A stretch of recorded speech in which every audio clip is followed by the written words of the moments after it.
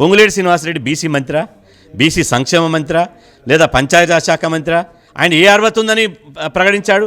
ఇవాళ 3,000 కోట్ల రూపాయలు నిధులు రావడం లేదు అంటున్నాను. నేను ఇదే పొంగులేటి శ్రీనివాసరెడ్డికి కాంగ్రెస్ ప్రభుత్వం వచ్చినాక ఎన్ని వేల కోట్ల కాంట్రాక్టులు ఇచ్చారు, ఇదే మెగా కృష్ణారెడ్డికి ఎన్ని వేల కోట్ల కాంట్రాక్టర్ల బిల్లులు ఇచ్చారు, ఈ రెడ్డి వాళ్లకు ఎన్ని వందల కోట్ల కాంట్రాక్టర్ బిల్లులు ఇచ్చారు.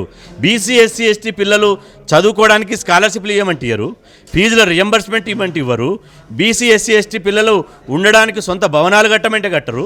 కానీ 3,000 కోట్ల మీద 2,40,000 కోట్ల రాష్ట్ర బడ్జెట్లో 3,000 కోట్లు ఎంత? 1% నిధుల కోసం ఇలా బీసీలను బలి చేస్తారా?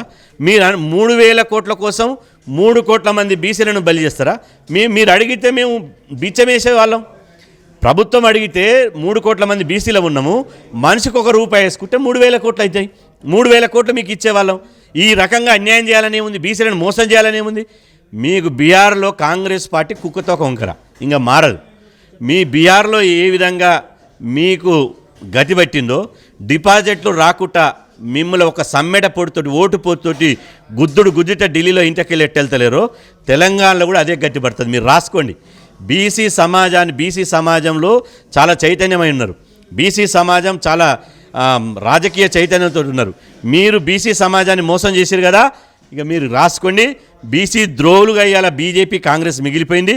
ఈ ద్రోవుల పార్టీని రేపనించే మెరుపు పోరాటాలు చేసి బీసీల దమ్మేందో, బీసీల యొక్క పోరాటం ఏందో చూపిస్తాం.